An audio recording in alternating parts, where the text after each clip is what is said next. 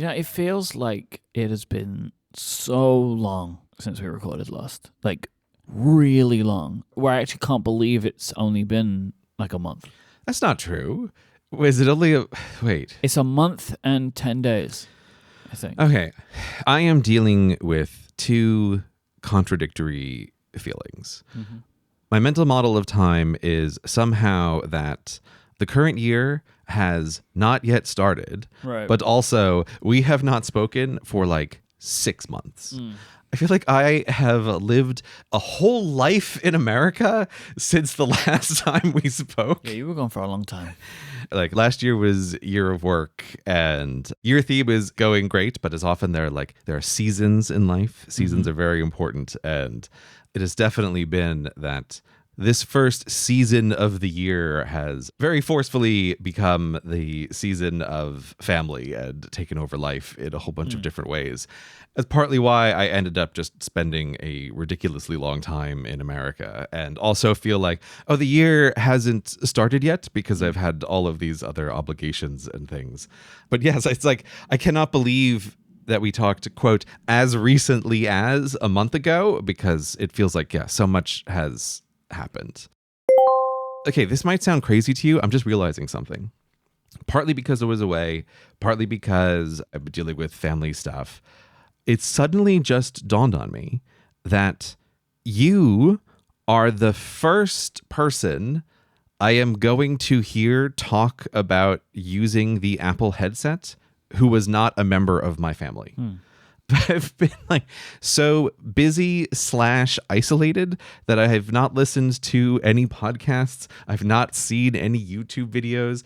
I'm suddenly realizing like I've actually had no external input. What a bizarre start to the year. Well, I mean, I will say that makes us talking about this infinitely more interesting to me. Because you're pure. That's right, Myke. I am pure. You're a pure little baby chicken, you know? No, Myke, pure like clean. Pure like holy and untouched. That's what I am. Yeah, that's what I'm saying. Yeah. We're all agreeing. We're all in agreement. I just hadn't really put that into precise thoughts because I've also just had this experience of really feeling like, again, another strange duality of I haven't been able to have any kind of normal working life at all because of other things. So I haven't been able to even really begin to see where the headset will fit into what is like a normal life, a normal working life. Okay. While at the same time, I feel like I have these massive, big rethinkings of everything that have to happen that I just like I haven't been able to properly process or digest, which I could only try to compress down into a thought, which is something like, what even is an office? I think I want to hear like, what have you been up to as a person with a much more, I presume, regular day-to-day experience since we last talked? Like, how have things been going for you? So the main thing that I've settled on is that my Vision Pro stays at the studio. I don't bring it home.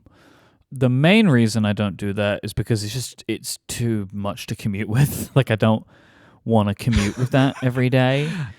You know, it's big and heavy, especially in the Apple case. And plus, it is a ridiculous, fragile piece of technology.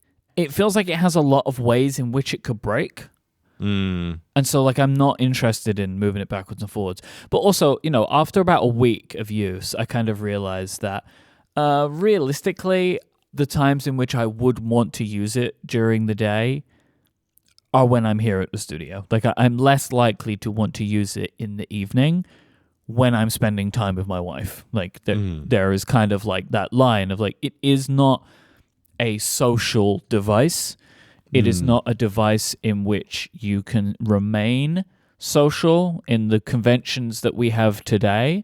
I do believe these conventions will change in some way. The reason I say that is like, just think about how phones fit into social norms now, where that would have been considered to be weird prior to the smartphone becoming so prevalent. The idea that you could be talking to someone while looking at something else inherently feels rude. I mean, if you look at a watch during a conversation, that's considered rude, right? Yeah. I was going to say, I do feel like both of these are still quite rude, but I know what you're getting at. Yeah. I know what you mean, but people just accept it, and it's how people live their lives a lot of times. But the face computer does not fit into these norms yet. But just for me, like the things that I want to do in the evening, it doesn't fit that. So it makes sense more for me to have it at the studio. And so then when I'm here at the studio, we're coming back to the age-old question of like what computer is right for the job, whatever that job might be. Mm-hmm. And so for me, where I'm finding the biggest parallel with the Vision Pro is to the iPad in that regard, right? Like where does an iPad fit into whatever tasks I might be doing? And thinking it through those lenses of like, I'm not just going to force the Vision Pro into my work. I don't wear it when I record podcasts because there's no point. Oh, you're not wearing it right now? I didn't want to ask. I've tried it once and didn't like it. I tried it just for the novelty of it, and it didn't feel very good. The way I've been describing the Vision Pro, for me, it is like the ultimate noodling computer. That sounds terrible. Yes, I love it, though. It's the noodling computer. I feel like you've just gotten my clean robes dirty with your noodles. The pure boy cannot take noodling. So what I mean by this is I feel like there is an element of computer usage where you're kind of just bouncing around from app to app, from thing to thing. I consider this as kind of like noodling around. You're just like, I'm over here. Oh, there's an email. I'll look at that. What's going on in Slack? Oh, let me go take a look at my YouTube subscriptions. What's happening here? What's happening there? If you don't actually have a focused purpose for the work that you're doing or what you're doing on your computer at that time, you're just kind of like noodling around. And I feel like the Vision Pro is so good for this because most of the apps that I would need are there in some form for this kind of stuff. And it crushes the iPad at window management because you can have all the windows open that you want. Now, it takes setting up, but the iPad, I can only really look at a couple of apps at a time and it be comfortable. I've never really gotten to grips with Stage Manager on an iPad, but even that, it's not what I want. And so like what I like with the Vision Pro is I can open this app, I could open that app, and I can spread them all over my physical space. And I can like just be like looking up here, looking over there, doing this, doing that. And I find this to be something that pretty much every day I get to a point in my work day, which is usually in between two large things. So it might be like preparing for a show and recording a show. And I'll have like an hour and a half. It's like, that is perfect Vision Pro time. Put the Vision Pro on. Oh, I've got this Slack message. Let me look at that. I've got this. Let me look at that. Let me just chill out and watch a YouTube video. I need to do a bit of prep in this way. Like it's become a very nice machine for just bouncing around from thing to thing. That is where I'm finding the best use cases for me right now. I can't even like hear you talk about this. I can tell you're in physical pain right now. What is the matter? I am like cringing over here. Why? Because I feel like, look, I don't know a lot about the Vision Pro. I haven't used the Vision Pro as much as you have, but I have used it, and I've used it in very particular ways. And I had the experience of like setting it up and trying out different apps, and there was something to me that was very quickly with like disgusting about certain kinds of things. And I think it is because like the most concentrated version of my thoughts on the Vision Pro is that this is a machine to work with the creative core of your soul. It's like you're stepping into a temple of unbroken focus, and to check your Slack or reply to email messages in here is desecration. I feel like I'm listening to blasphemy. Well, okay. I'm not really sure why you're turning this into such a religious experience, but like I do agree with you. And so like what I like is I feel like compared to other computers, it has much more of a potential to mode shift in this way, because I've also like I had to write content for an email newsletter, right? Mm-hmm. And I was sitting at my Mac and I was struggling to get it done because I was just getting distracted.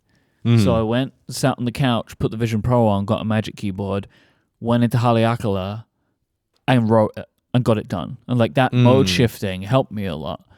So I use it for what you do, but the thing to remember is like my major like creative work, it's just not good for that. That is fair. That is fair. When I am doing things that require like an extended focus, like sitting down and writing something for half an hour, the Vision Pro is better than any other computer I use for those kinds of things, because you can kind of put yourself somewhere else and like, all right, I'm here now, so I've got to get this done. But if I'm finding like where it fits into my day-to-day, the idea of just like throwing up a bunch of windows and just bouncing around and doing some little admin tasks and stuff, it's fantastic for that too.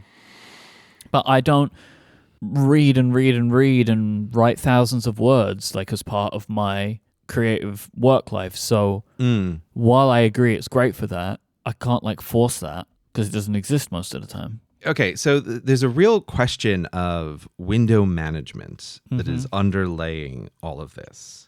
Like last time when we spoke, one of the things that I was just so aware of is the lack of Command Tab on the keyboard, where you're moving apps around this way. And one of the things that's brought into focus for me is is a very particular way that I use the computer. It's actually something that I've been kind of thinking a little bit about doing, maybe like an unlisted video about or something, for just like, how do I manage the windows on my computer? Because I feel like I have a really good system for this, of moving things around.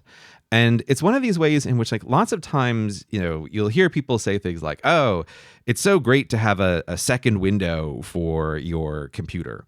And it's one of these things that I have tried that multiple times over the years. Do you mean like a second display? Yeah, like a second display. Yep. Yeah, it's not Windows is a terrible word to use for that.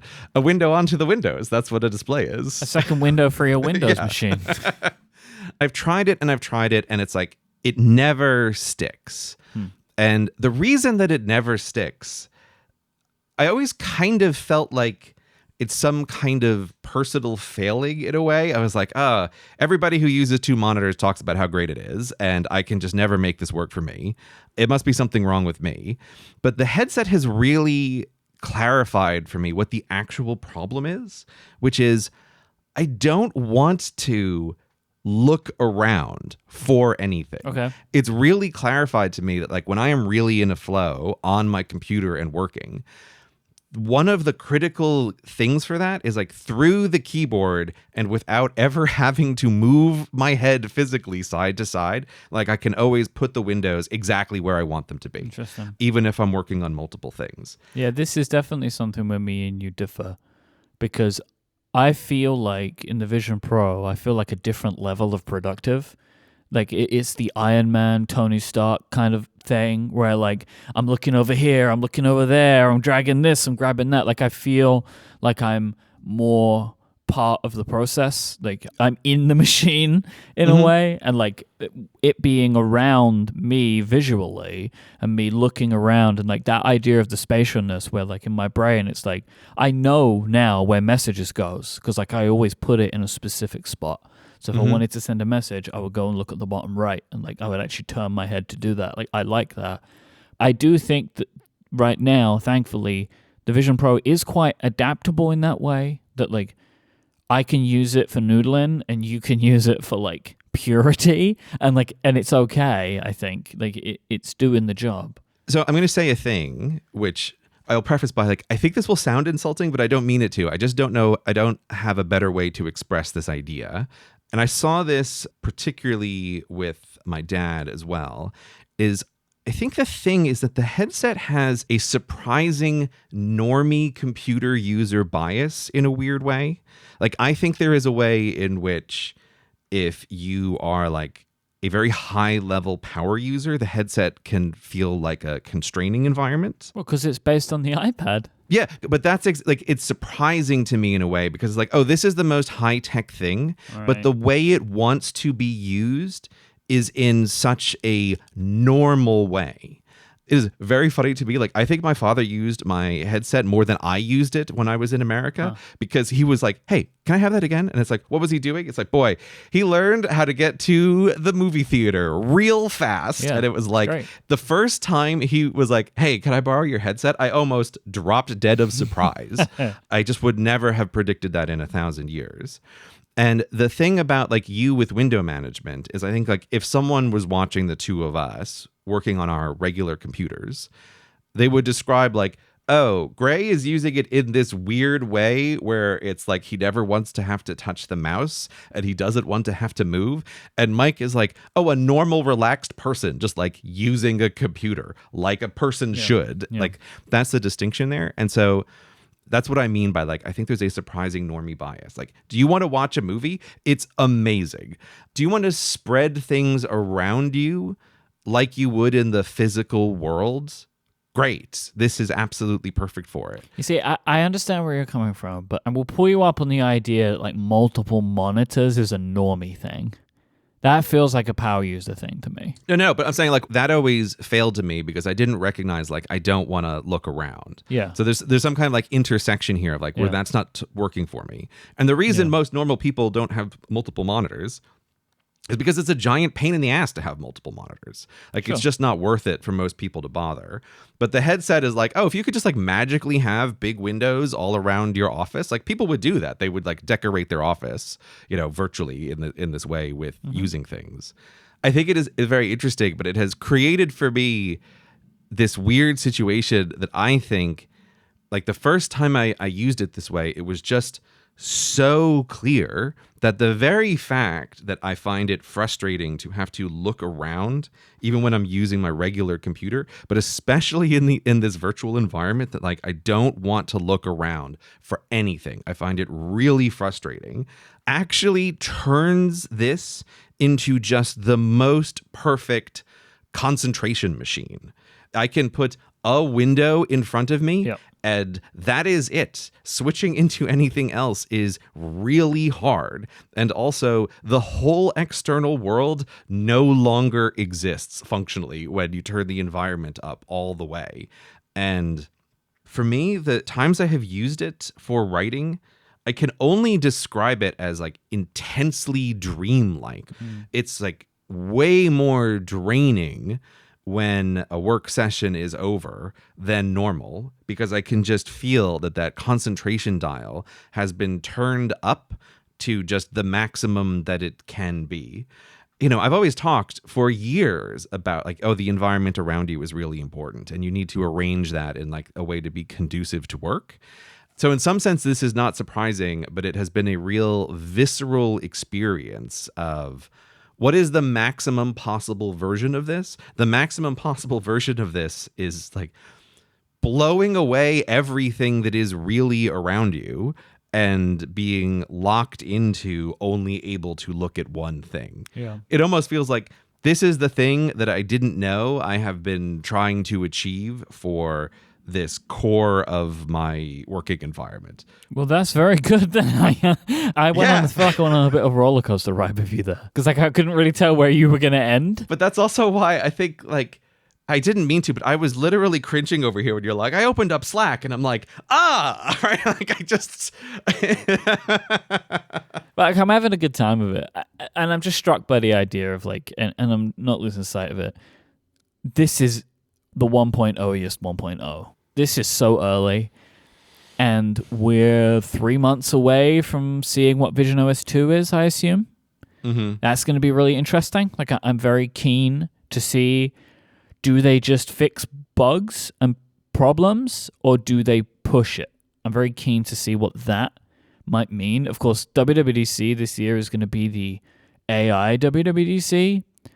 How will that play into the Vision Pro is going to be very intriguing. Like, I feel like I've had an exciting time so far, and now just as soon as I'm going to start getting used to it, then it could change some. I feel like it is a good point for something like this. What do you mean it's a good point for something like this? As a technology entertainer, it is an interesting moment right now. Okay, yeah. I mean, look, is it perfect? Absolutely not. Like, I have problems quite frequently with eye tracking. Like, it's just like I can't get it to do what I want it to do.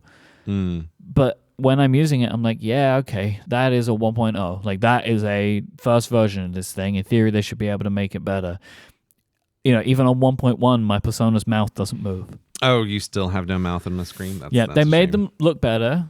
And the Personas do look better, but my mouth and mine still does not move. I have had it confirmed. I don't know if I did last time we spoke, that it's mustaches are the problem. And so I guess they're going to have to work around that, because I'm not going to shave my mustache so my Persona's mouth moves. But I have had more FaceTime calls with the Personas, and I am finding that to be a very, very good experience. What do you mean, on the receiving end or on the sending end, or both? Well, me as the person receiving the call, I find it to be very good. Like, I can't speak to the other person. I think actually people having Persona calls with me get a worse experience because they are talking to someone whose mouth is sewn shut. But I find it to be pretty similar to the experience of the calls that we were having with the Quest Pro. And that is just because of the fidelity of what Apple has built. Like, the Persona looks like the person you know, and you can very quickly trick yourself into, like, that's person. Like, it doesn't take very long, and it's enhanced by the spatial audio. So, like, the little Persona call, the person's in a box, right?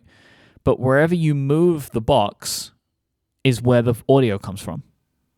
So if I'm looking at something, and I had a call with Jason last night, I put Jason to the right, he's mostly into my right ear.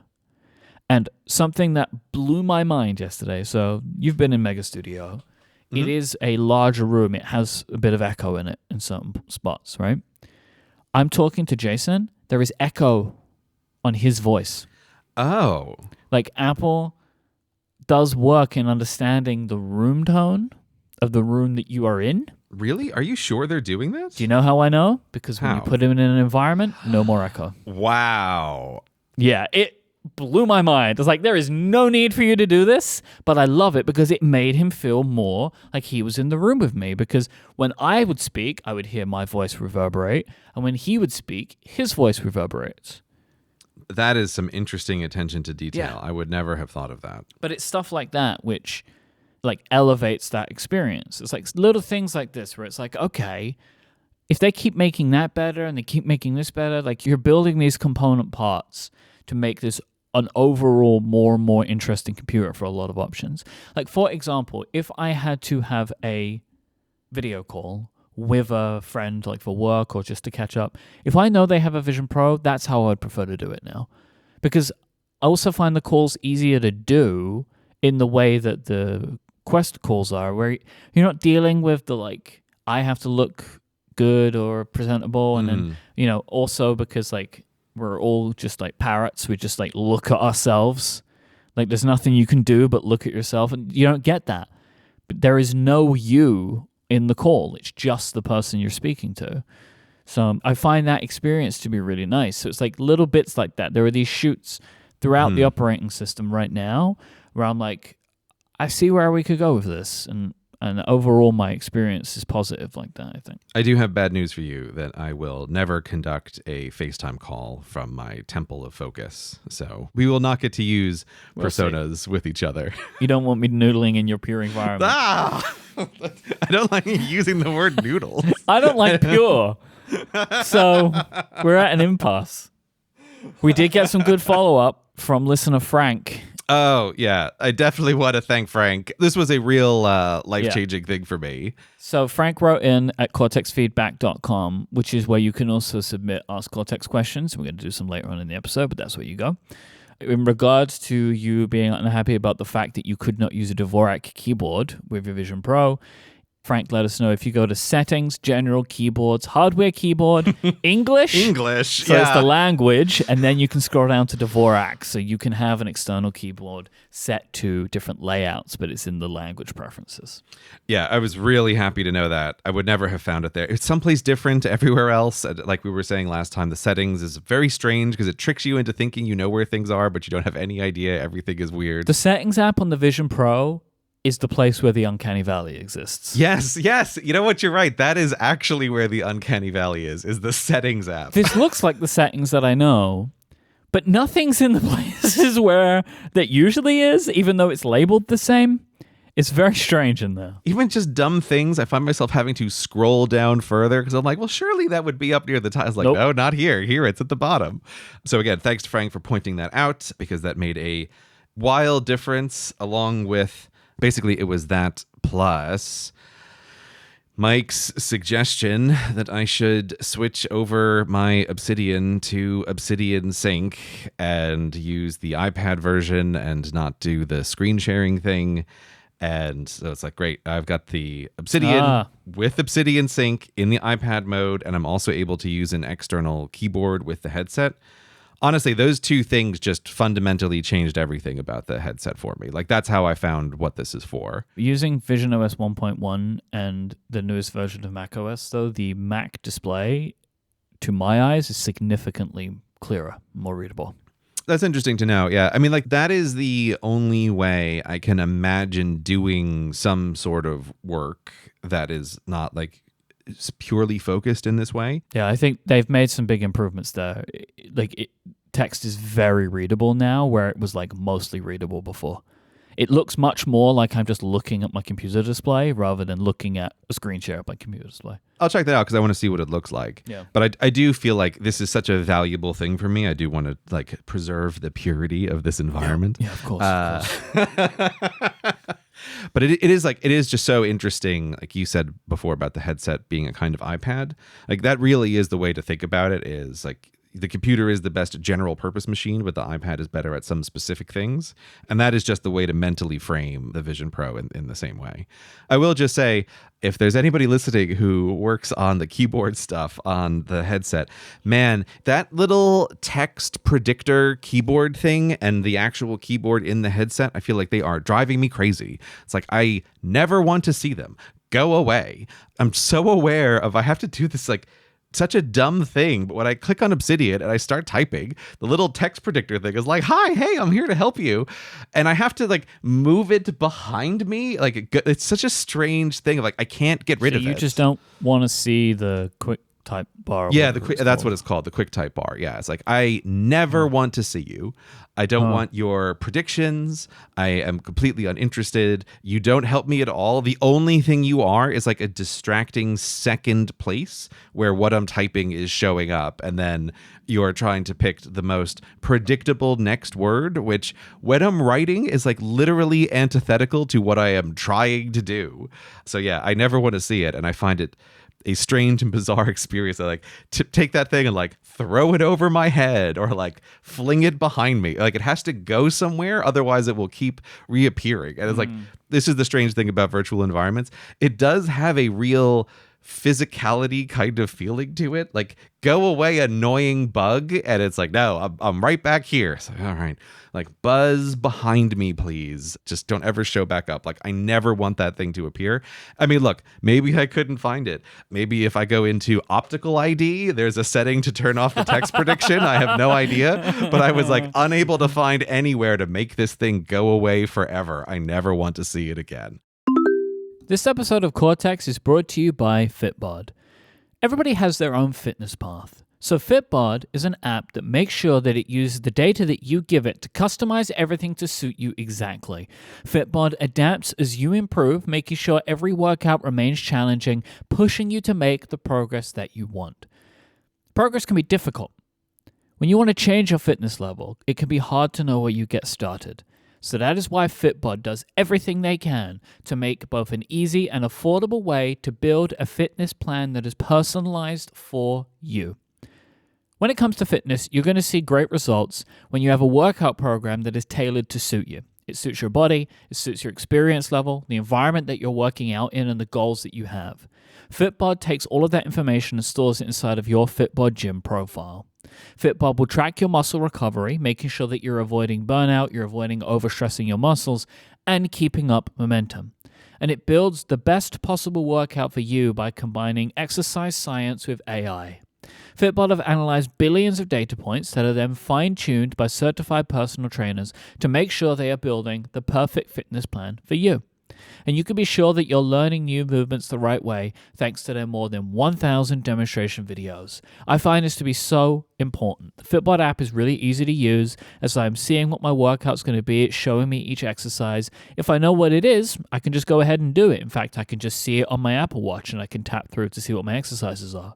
But if they're introducing something new to me, which they do to make sure that I'm having a balanced workout, I can watch some videos to make sure I'm going to be performing it correctly. Fitbod will track your muscle fatigue and recovery. They're going to design a well-balanced workout routine for you. You're not going to get bored because the app will mix up your workouts with new exercises, rep schemes, supersets, and circuits. You can stay informed with Fitbod's tracking charts, their weekly reports, and sharing cards, so you can keep track of what's going on with you and share your personal bests with friends and family. It also integrates with your Apple Watch, Wear OS smartwatch, and apps like Strava, Fitbit, and Apple Health. Personalized training of this quality can be expensive. Fitbod is just $12.99 a month or $79.99 a year. You can get 25% off your membership, though, if you sign up at fitbod.me/Cortex. So go now and get your customized fitness plan at fitbod.me/Cortex. That is fitbod.me/Cortex, and it is 25% off your Fitbod membership. Our thanks to Fitbod for their continued support of this show and Relay FM. An Ask Cortex question from Harris. Can you pace in a Vision Pro? Myke, have you tried that? I've walked around with it on fine. I mean, I'm not a pacer, but yeah, I've moved around in my office while wearing it. The pass-through is so good. There's been lots of videos I've seen since of like people doing wild stuff, like MKBHD played table tennis wearing it. Like, Oh, really? because the latency is that good. Yeah, I mean, I find myself quite a lot. Like, I wear it and it's like, oh, I want to go refill my water bottle. Like, I could just go do that. Just stand up and go do that. I have yet to get over the fact of, like, turning around and seeing your apps, like, where you left them. That is, like, such a strange thing still. Or walking through an app. It's not an experience that makes me feel very good. Like, I feel like a ghost. It's very strange. But I feel like if I was a pacer, I would have no problem pacing. But you tell me. This was like one of my top thoughts because I'm really thinking about this even more so now in terms of like for graycations where I pace for miles and miles every day. Like, is this a kind of thing that I can use the Vision headset for? And I was really excited to try it one morning. So I was up super duper early and setting things up. And the key thing for me here is if I'm pacing, right, I'm standing up. And normally when I do this, you have to like arrange the laptop screen to be at the right height and the keyboard at the right height. But now it's like, oh, great. I can just like make a pile of boxes and put the keyboard on top and that's fine. I can pace back and forth. And so set up Obsidian and it works. It's not perfect with text because what you don't notice when you're normally walking around and windows are around you is that there is, I don't know if it's the headset physically moving on your face when you take a step, but there is like a tiny bounce that I think is the kind of thing you only really notice when you're looking only at text very precisely. So there is like a tiny little judder for steps when you're looking at text, but it is totally within the acceptable bounds. And I did multiple little writing sessions where I was pacing back and forth and left Obsidian. I did it two ways. First, left Obsidian just on the blank wall in my dad's office as I was pacing back and forth in the real space. Eventually decided, like, I don't like that at all. I turned on the full environment. I was like, well, this doesn't work at all if you're pacing because you are popping on and off the moon or wherever you have set up. So the thing that actually worked surprisingly well is turning the environment to like 50%.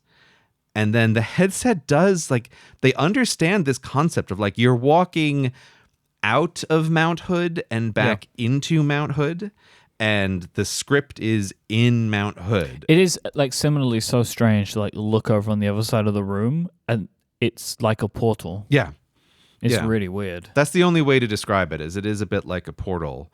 The other thing that is, like, I find like the headset pulls this trick on me all the time that I forget, which is, so I'm always in environment dark mode. So it's always evening time in all my environments. So when I'm pacing back and forth and there is a portal to Mount Hood on one side of the room, when I pace back out, it darkens up the lights in the room that I'm in. And it's such a convincing effect that I am always completely startled when I take off the headset to realize, oh, this room is actually bright, like 100% brightness. I feel like it is evening time in this room. That is the thing that really makes this 50% environment that I can move out of and back into in a pacing situation. That's the thing that makes it convincing. They don't make it look like it's night outside the window, but they just dim all of the light in your physical environment. And it is always surprising that this hasn't really happened, that this isn't the real lighting situation that's around you. So yeah, because it's like, if you think about it, what you're seeing is a camera feed, right? Like that's what you're seeing. It looks like, it's ostensibly you can convince yourself that you are looking through the thing, but you're not. You're looking at a camera feed. And so Apple has complete control over how it displays the camera feed. And, like some of the environments are just lighting effects. Like, do you want the light to look warm? Do you want the light to look cool? Like they can just change the color or the brightness of the light that they're displaying to you because it's just an image generated by a computer at the end of the day. When playing around with guest mode, so I've had 3 different people try this, my parents and my aunt. And when you put on guest mode, it has to do this eye calibration thing. So it's like the dots, right? You've got to look at the dots and you've got to click the dots. But they also want you to do the dots in different lighting environments. And 100% of the time, the first time someone tries guest mode, they go, did you just turn down the lights? Did you just turn up the lights? It's like, no, it's such a convincing effect that it just feels like you put on this headset and then they slowly dim the lights. But it is completely convincing to you that in the physical environment, people have dimmed the lights on you or brightened the lights on you. It's really very impressive. So I guess what I'm saying here is this is another one of these details that I just really wouldn't have thought of, but the pacing works because of the thought that they put into what should it be like to have a continuity of experience when you're walking halfway in an environment like the lake at Mount Hood and halfway in the real world. And they've done an excellent job of kind of building one bubble around those 2 physical spaces that make them more continuous than they would be if it was just a pure portal and you were able to look at the rest of the room. It's very good. Pacing works with looking at a script, and I am very excited to try that on a Greycation at some point. Speaking of which, maybe if it can trick you for lighting, it might be able to trick you for something else. Liz writes in to ask, will the Vision Pro solve Grey's hotel thermostat hacking issue? So if you were in the Yosemite snowy environment, would that maybe trick your brain into thinking you were in a cooler environment? That's what Liz wants to know. I feel like Liz is trying to provoke me here with this kind of question. Obviously, a virtual Antarctica helps with none of the actual problem that I am dealing with when I am in these hotels. But okay, so listen. I said before that I've been having this thought of like, what even is an office? And Liz has kind of hit upon, incidentally, with trying to provoke me, something that actually does kind of get to the heart of this question. So when I knew I was going to be in America for a long time, I was trying to figure out a little bit of like, okay, how can I have like somewhat of a normal schedule here? Because it's like, it's different when I visit my parents and it's like, oh, I'm just going to be here for a week and whatever. But when it's more like, oh, I'm going to be here for like a month at least, I wanted to try to have some regular routine. And so I kind of shifted my schedule and I was getting up super duper early and going to the gym. And what I was thinking of is like, I need a place to work after the gym where I can just try to get like a little bit of stuff done.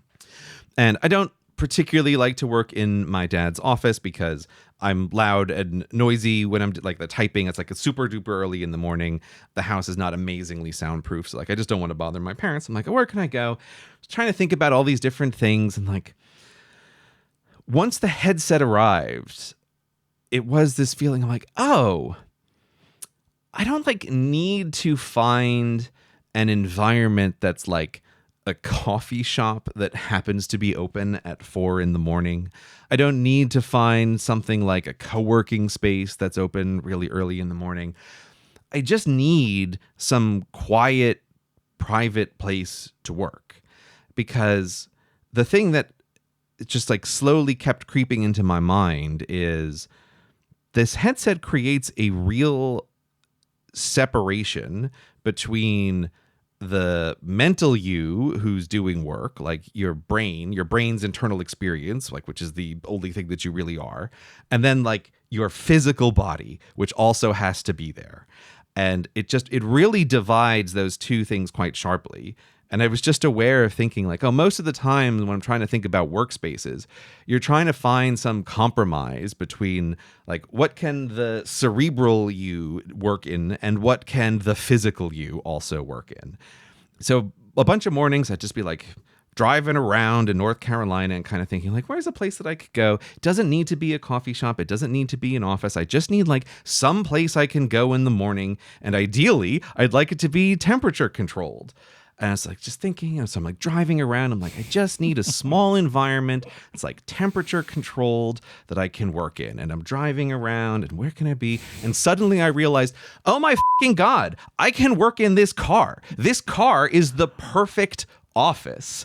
This is the most amazing place to actually work because it is a small, temperature controlled, extremely comfortable environment to work in. The garage office has warped your brain. I wasn't in the garage office. I just parked. I know, right? But it's warped your brain. You're like, oh, garage, perfect place to work. You know, you're working every day, hearing cars, seeing cars, and you're like, cars, perfect place to work. You know, your brain's being warped. But it actually is. So, like, I was driving my dad's Tesla, and I've always thought, like, boy, these Tesla seats are they're the most comfortable seats I've ever been in. And it's like, ooh, turn on the heated seat, right? And then turn the air conditioning way down. And it's like, perfect. This is the environment that I want to be in. Wait, what?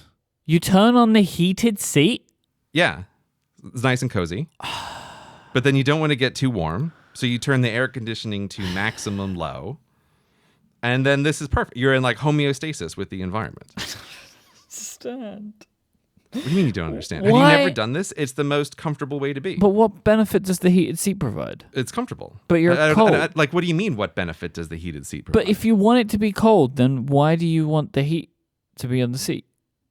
I don't get it. Have you never done this? Have you never had the air conditioning on in the car and also the heated seat? No, I've never done this. Myke, you haven't lived. This is great. Heated seats are for when it's cold, and air conditioning's for when it's hot. Listen to what you just said. You just said the same thing yourself, Myke. Heated seats are for when it's cold. Oh, dude. And so the air conditioning but you don't need to create the cold. But you can. That's the point of air conditioning. I can't get my head around this one. Sorry. I don't understand what this gives you. It gives me the optimal environment to work in is what it gives me. Okay. It's the absolute perfect thing. Whatever you This say. was mind-blowing. And so now the only thing I needed since I was out in the world was also a way to like cover up the windows perhaps of the car because I'm like, well, right, I don't want to be like a weirdo. You didn't want to go viral on social media, basically, is what you're saying? Yes, no, I actually, no joke, I was aware of that. Of like, you know what I don't want to end up? I don't want to end up a viral sensation where someone sees that glowing faceplate at 5 a.m. while I'm working in like the gym parking lot at this 24-hour gym. I cannot tell you how funny it would be for you to go viral in that way because nobody would know it was you. Yeah, well, no, so I wasn't going to have that happen. I know. Right? So it's like right onto Amazon and like Tesla privacy screen. Here we go. Amazing. Do you know what an office is, Myke? It's a car. That's what an office is. This is perfect. It was so revelatory. And one of these ways, it was like, what even is an office?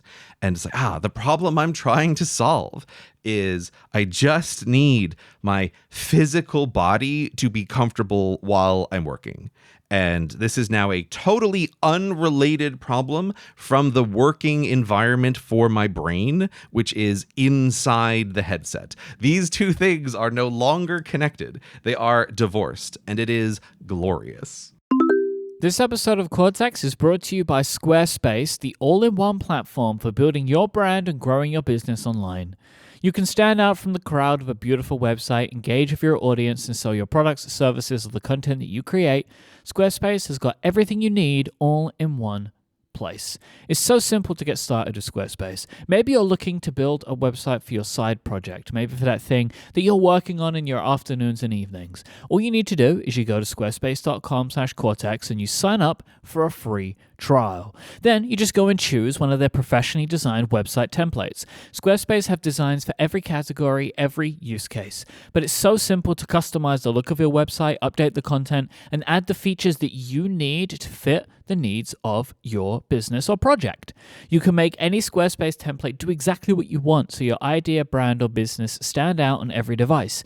And this is done with Squarespace's drag and drop technology for desktop or mobile called Fluid Engine. It is so easy to just customize your website visually the way that you want without needing to know any code, without needing to watch a bunch of videos to find out how to do it. It's so simple with Squarespace, and it's why I've been using them to build websites of my own for over 15 years now, because they really make it so simple. And Squarespace just continues to grow and add amazing new features like online store functionality. They have everything you need to start selling physical or digital goods online, including seamless checkout with tools like Afterpay or ClearPay for buying now and paying later, but also so you can accept credit cards, PayPal, and Apple Pay, and tons more. They have Squarespace email campaigns, they have an analytics platform, and so much more. Go and check it out for yourself right now by going to squarespace.com/Cortex. You can sign up for a free trial, and you will not pay until you want to release your website to the world, so you can build your entire site and make sure it's right for you. Then you just use the code Cortex at checkout, and you'll save 10% off your first purchase of a website or domain. That is squarespace.com/Cortex, and the code Cortex when you sign up for 10% off your first purchase and to show your support for the show. Our thanks to Squarespace for the continued support of Cortex and all of Relay FM. All right. Rob asks, I think you've touched on it before, but would be interested in why you've chosen not to go a Kickstarter route with new product launches to help you when you put a lot of capital into Sidekick Notepad reorders. I confess, I sometimes grow tired of established companies going to Kickstarter, but it has never stopped me from supporting them and buying the product. Kind of like a pre-order. Why don't you do this? I am not opposed to Kickstarter. Similarly, I back lots of Kickstarters. I've done some Kickstarters in the past for The Pen Addict. We did some live shows in the past and we did Kickstarter campaigns for them. For the products that we have done and the products that we are working on, I don't believe that we have needed to rely on something like a crowdfunding route to do it, because they are bets that have been confident enough in that I believe that we could put the capital into them. That, and maybe it might be like, oh, this is going to sell slowly, but it's going to sell, and it's just going to sell out over time. I think that there is an element of, if we're able to offer a product and people can just give us their money and get the product in a few days, that is the preferable thing to do, in my opinion. Like, I could imagine a scenario where one day we have an idea that is really complex and really expensive to make. And in that scenario, maybe a Kickstarter is the only way to get it started, right? Like, if we were making something that cost us $100 a unit to produce, like, that's just too much money to buy 10,000 of them or whatever, right? Or if it was a scenario like that, where it's like, oh, you can make this product for X, but your minimum order is really high. Really high. And so then we just can't afford it. Then I could imagine maybe doing it. But for me, I do feel that if we are able to do it, which we have been, I would prefer to do it this way. Because I like the idea of a consumer can give you their money and receive the item. Oh, yeah, I completely agree with you on that. And then also, scenarios like the Sidekick Notepad and the amount of time it took to produce has reinforced that for me. It took us 1.5 years from when we received the first sample before we had them shipping. I couldn't live with myself in that scenario. I would be going out of my mind of guilt that we had taken people's money and then, told them, oh, it will be ready in 3 months. And then 1 year later, that is something that I would struggle to feel comfortable with. So as we are still especially learning production of items, I'm also not comfortable doing a Kickstarter campaign. I feel like this is something that as over time, we may get into the scenario that we're willing to take the kind of bet that a Kickstarter would need, but I don't foresee that anytime in our immediate future. I mean, I'm working on a few ideas for products now, but we're still going to be able to fund them in the traditional way, I think. But I just think for us, we've not needed to do it. Yeah. I mean, this question kind of reminds me that I think when we really started doing this sort of thing, I was more in like the position that Rob is kind of asking about, where I feel like I just didn't have a clear understanding of the distinction of what we're doing, which is like placing the order and then trying to sell the product, and something like Kickstarter. And I think I was kind of like, my memory of how these conversations went was basically that I was originally on the side of like, well, of course you do a Kickstarter, right? Because if it doesn't work, then there's no problem. But I think I didn't really perceive the problem of, yes, but what if the Kickstarter does work? And I hadn't really been thinking it through. And it's like the Kickstarters, it's a very particular kind of tool that in some ways is used to try to de-risk a situation. Like you said, if you have a product that has a really high cost to produce, you need to know that you actually have orders for that thing. Like in that case, you're using Kickstarter to try to de-risk the thing. But on the smaller side of things, it feels to me now, like having spoken to you, like talked it through a bunch, that Kickstarter is kind of riskier for smaller to medium projects in a way. Like you said, you can be on the hook.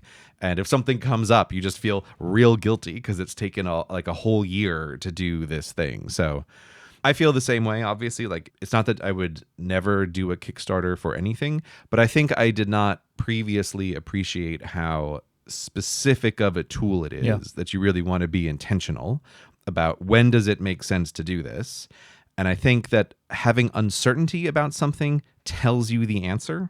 And if you are uncertain if you want to do a Kickstarter or do something more traditional, your uncertainty is the answer that you should probably do it in a more traditional way, which is why we've done that for everything that we've done up to this point in time. And again, like the Sidekick notepad is just like, for me, another like a great example of my gut feeling for why I didn't want to do a Kickstarter for it, which was how the product began and ended. It was in a very different place. And we would have been locked into the original ideas of the product if we would have done a Kickstarter for it, because you kind of, if you've presented something to someone in a certain way for a certain price, you kind of have to stick to that. But we ended up with a better product. It just became more expensive to produce, therefore the price was higher. Yeah, you have sold people on a specific thing, and so you're making that thing, and you have to be real certain that there is a 0% chance you're going to change your idea about what's the better version of this later. That's the thing that you can't do with Kickstarter. There are people every day launching Kickstarter campaigns, and they know what they're doing in that regard. Yeah. But we're, I think, too early, or at least I feel like I am not experienced enough where I feel confident in being like, my initial idea, that's the idea, you know? Like, genius. I don't feel confident in that, where I feel like I could say, like, hey, back this project, it's going to be just like this. Because so far, that has not been the case. And will continue to be, I think, for a bit. Yeah, I was just flipping through the roster of stuff that we have done and stuff that's in development.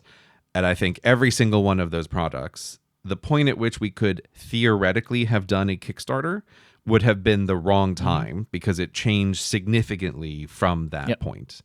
And it's been real great to be able to go real slow with some things and get them just the way we want them to be, which is, again, not an option with Kickstarter. Which is, you know, this is the weird way in which, in a sense, like Cortex brand right now is a side business for both of us, right? And so we're able to do things in a slightly different way to other companies that do what we do, but it's their living, where we're able to keep cash in the business to invest into new products and into new inventory rather than needing it for our salary. Mm-hmm. And because that's just where we are as a business, is what we're doing. But I like that because it's like we're funding our own growth. And I think for what I want and what we want this business to be, it makes a lot of sense to do it that way for right now. So, and then we're able to pass the benefit of it not being a Kickstarter on to the customer.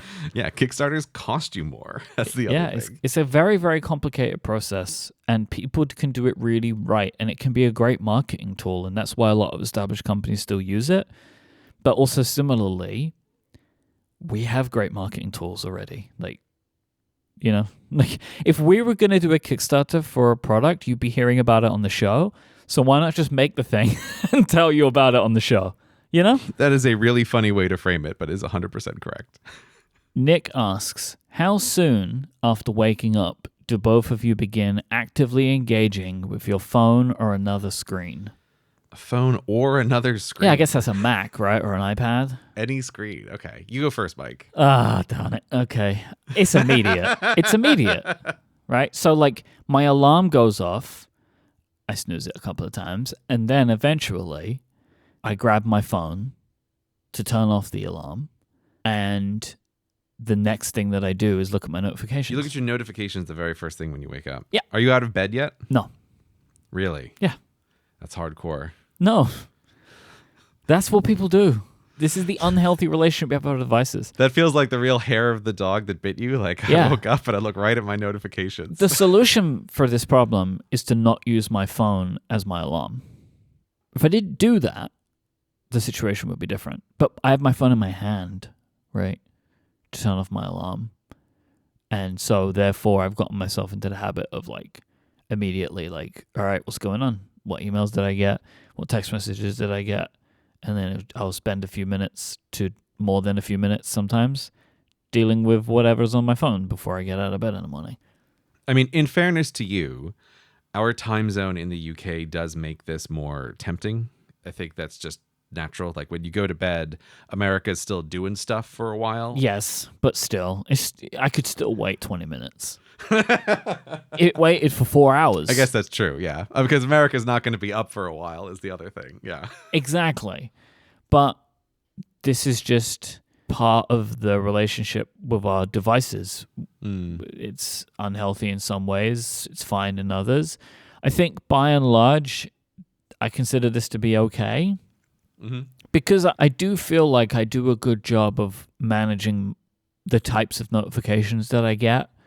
And so, you know, what I am getting notifications for is kind of stuff that I want. Like, I'm not getting breaking news alerts, right? Or whatever, you know, like it is typically people or things that I care about and would like to know about. So, you know, I'm happy about it in that regard, but still, it could wait 20 minutes, but no, it doesn't. It's the first thing I do in the morning. If it was waiting 20 minutes, what in theory in your life would it be waiting 20 minutes for? What do you mean? I mean, I feel like implicitly you're saying something like you'd be brushing your teeth and getting ready for the day. Just waking up, talking to my wife, you know, like any of these things, right, would be better. Like waiting until I've at least made coffee, you know, like just because it's like, let's just like remove the phone and the outside world, like for just a little bit longer, just like a little bit longer. I don't know. I feel like I'm actually kind of disagreeing with you on that. Okay. I feel like if you're going to check your messages in 20 minutes, you might as well check them when you wake up. Yeah. This is what I'm trying to get at is you're not trying to save yourself or anything here. So I think you should feel less guilty about it. If I was able to not look at my phone for that period of time, then I would at least be proving to myself that I don't need to. Okay. All right. That's very different. So now we're having a literal addiction conversation. Yeah. We're not having a like, what are you doing with your morning conversation? Well, because that's the situation, right? Where it's like, if I could just leave it a little bit longer, then maybe I'll be able to tell myself that, like, I don't need to look at it, right? But, like, that is the strongest indication of the habitual or addiction, whatever you'd want to call it, nature of me using my phone, would be that I could start my day doing anything else than checking my phone first. But that is what I will always start with. Well, okay, it's not like immediate. Like, I do actually spend time with my wife in the morning before looking at my phone, but it's not a lot of time. You know what I mean? Like, the phone is very fast into the morning part. Or I might like check it, put my phone down, we'll talk for a bit or whatever, and then wake up. But it's very early in my wake up process is checking my smartphone. I'm going to ask a dumb, more morning person question. My impression of your workday is that it's very late shifted. Yeah. So what are you even setting these alarms for in the morning? Why don't you just get up later? I have to get up. Oh no, because Gray, I won't. Oh, you won't. You just like die in bed if you don't set an alarm. Look, left to my own devices, I sleep to 1 p.m. Oh, okay. All right. So that's what you're trying to avoid. Even though yes, my day is late shifted, I like to be out of bed by 9. Have you ever tried just sleeping till 1 p.m. and like shifting your whole day? I absolutely don't want to hours? live my life that way. Okay. I really don't want to do that. You could call it Myke Master Time, though, right? That would be great. No, I really don't want to. Because I actually, I over time, like the things that I would do before lunch, like I like to do that work before lunch, So like I've kind of got into this mode. But, so I go to bed at about 1:30 and I wake up between 8:30 and 9:30. That's like a typical day for me. But I want to be awake, I think you should try Myke Master Time. No, I really don't want to. I really, really don't want to live my life that way. But it might be amazing. No, what I would prefer to do is not work so late. Like that would be my preference. But that's a thing to deal with at another time.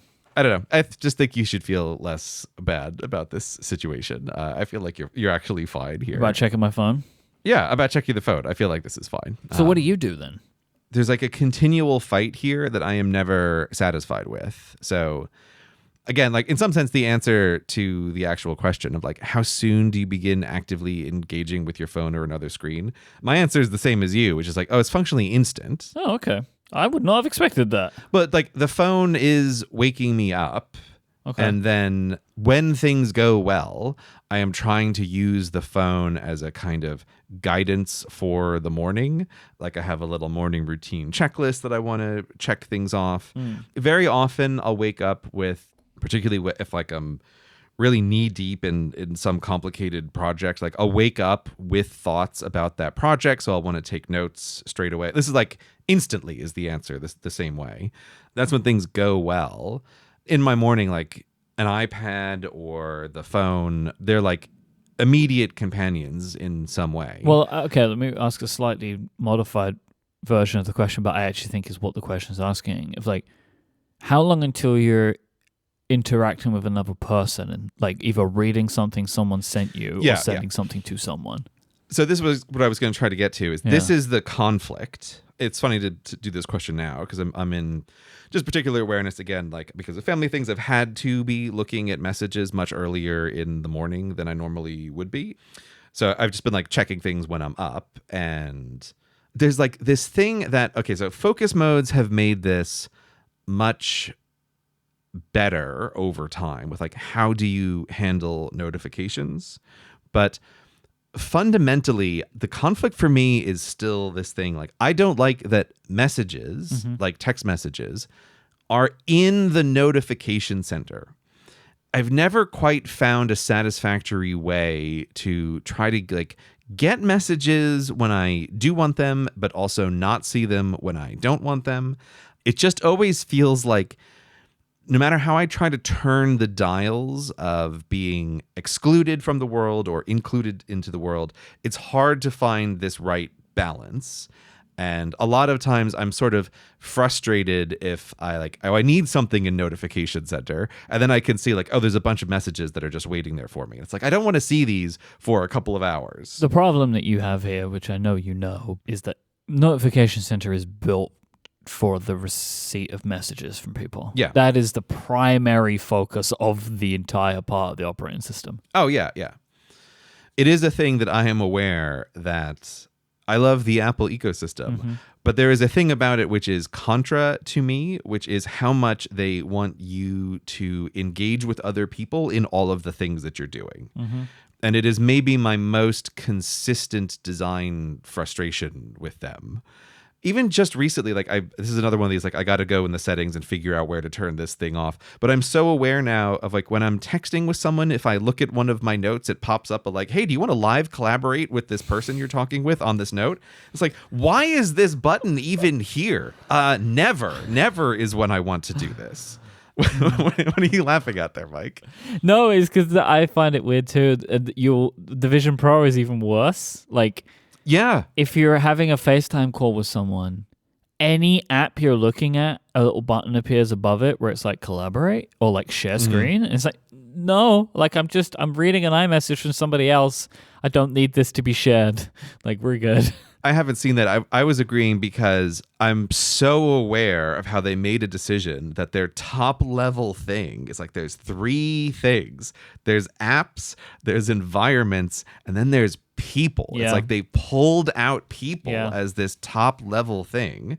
I think that's a real design decision. I understand why they do it, but this is where I find Apple most grates on me. Is they're constantly trying to get me to be outward directed, and I spend a huge amount of time essentially trying to protect myself from the outside, right? I want to be as inward directed as is possible. And one of the things that has happened is like, as time has gone on and like technology goes on and continues to improve, I was trying during Year of Work to do a thing which was trying to just like shut off my internet at like the house level or the Eero level or the device level. So I would know when I woke up, like, oh, I don't have any messages on my phone because my phone wasn't connected to the internet at all. But the problem here is that if you do this, like if you set up shortcuts to try to just disconnect your phone from the internet, the phone basically literally fights you the whole time, being like, oh, hey, there's like a Wi-Fi connection here and you're just not connected. Do you want to connect to this? And they're like, oh, there's a cell connection here. If you press the cell connection button, you'll be connected to it. And it's like, no, I told you to turn off. It is trying to reach out and connect to things. And it just will not accept that like a person doesn't want to be on the Wi-Fi because I don't want messages to be able to reach me and then live in notification center where I can either accidentally know they're there or just simply be tempted by the fact that they're there. Now, there's many ways in which I completely recognize this is like wildly unreasonable. And it is a thing that I gave up because it also was just so impractical in many ways because you forget like, oh, all of my home controls require that I'm connected to the internet. Like there's 100 things that I can't even think of right now that like require a connection to my phone, or like there's something that's happening where I can't just like put the phone in airplane mode or whatever it is. So this is a thing that for me is just kind of an unsolved problem. There really isn't a way around it. Like what I actually want is a magical thing that says no one can contact me unless they really need to, but I get to judge if they really need to. That's really what I want. Yeah, but like, can't a focus mode do this? Okay, let me try to clarify a thing here. What I realize is a thing that I would want is the ability for focus modes to also do something like change the settings of how messages are actually able to be delivered to the device. Okay.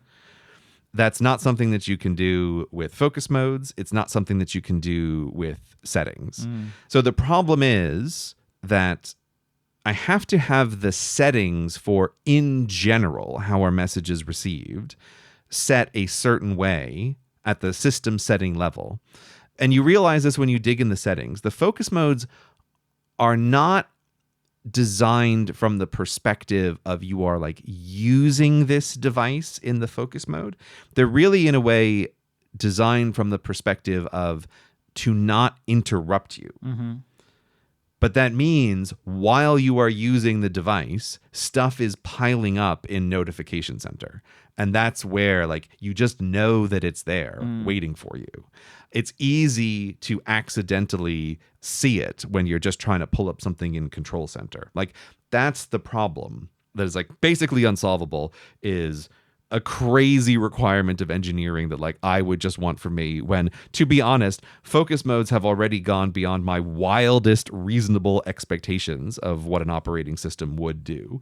But I'm just aware, like, this is always going to be a frustration for me, and is also a frustration for everybody who ever interacts with me, because whenever I'm trying to fix this problem, it's always the same thing of like, I go way too far, and then my wife's like, I've tried to call you 7 times and none of them got through, and it's like, oh no, right? Like, I put the dials the wrong way. Phone's off.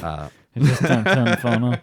Yeah, because I guess the Yeah. situation you're saying is like, while it won't annoy you, you'll see like received while you're in focus, and you know there's stuff Exactly. in there where you don't want the temptation of knowing there's stuff in there. Yeah, and there's way too many tricky edge cases of like switching between focus modes, right? So it's like, oh, when you go from sleep, and then I have like a core working focus mode, but then I also have like the exercise focus mode.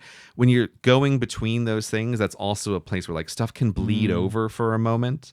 There's just a lot of these little edge cases that are not obvious when you first start to think about them. But yes, so I guess the answer to the question is instantly start engaging, and often much sooner than I ideally would want to, but I spend a lot of time trying to make that not happen as often as possible. This episode of Cortex is brought to you by Notion. There's no shortage of helpful AI tools out there right now, but using them means switching back and forth between multiple apps, multiple websites, or other tools. So instead of simplifying your workflow, it ends up just becoming more complicated. Unless, of course, you're in Notion. Notion combines your notes, your documents, and your projects into one space that's simple and beautifully designed. You can save time and write faster by letting Notion AI handle the first draft for you, jumpstart a brainstorm, or turn your messy notes into something more polished. Here at Cortex Brand, we use Notion AI to summarize notes from meetings to pull out the action items, so it's really easy for us to know what the next steps are going to be. You can automate all these tedious tasks. You can have stuff summarized for you. You can find next steps really easily. Notion AI does all this and more and frees you up to do the deep work. And the fully integrated Notion AI will help you work faster, write better, and think bigger, doing tasks that normally take you time, maybe minutes, maybe hours, in just seconds. Notion is used by over half of the Fortune 500 companies, and teams that use Notion send less email, cancel more meetings, save time searching for their work, and reduce spending on tools, which helps keep everyone on the same page. The more and more that I am using Notion for Cortex Brand, the more and more that's going in it.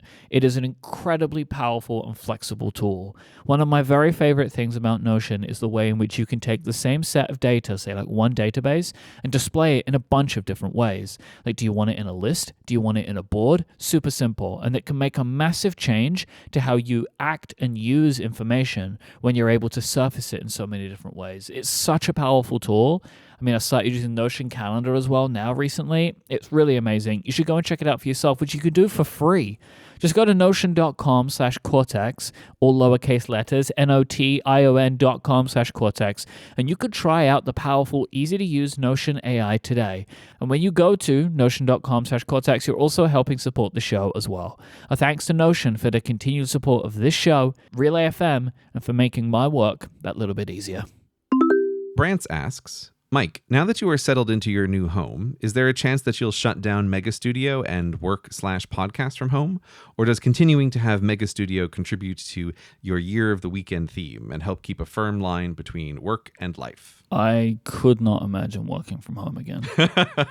I'm not surprised to hear that. I really like having a dedicated space to work in.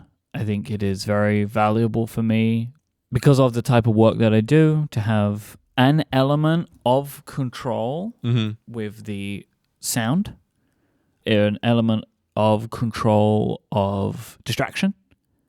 It's very good for me to just be in an environment where people aren't going to bother me one way or another, and or I don't have to worry that I am inconveniencing people. Like when I used to record at home in our apartment, it was very conscious to me that like Adina was stuck, you know? What do you mean? There's certain things she couldn't do, right? If she wanted to do something that would cause noise at home, she couldn't do it. Yeah. Because I'm recording, and so like it wouldn't work, and I didn't like that feeling. If she just, you know, wants to watch Game of Thrones, it's just like, well, you gotta do it quietly, you know? And it's just like, this is not good. I don't like that feeling. But I also just really like having a space of my own that I can do whatever I want with, and I can set it up just in the way that I need to do all of the things that I want to do.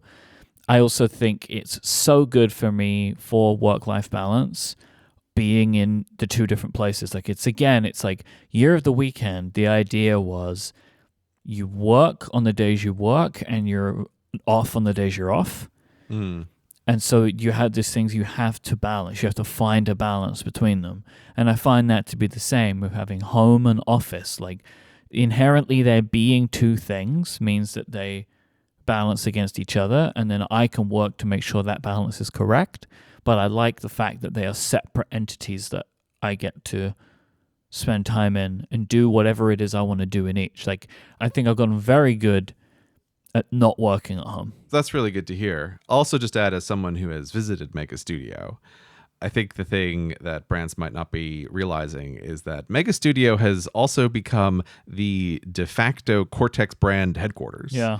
And when I think about Mega Studio, I think about the amount of physical stuff that you have in there is astounding. Like when I go over there and you delightedly want to show me paper samples or color samples of things, or just notebooks that you're looking at, or prototypes, or like all of these things, there's no way you could get rid of Mega Studio. No. Like it's just not possible anymore.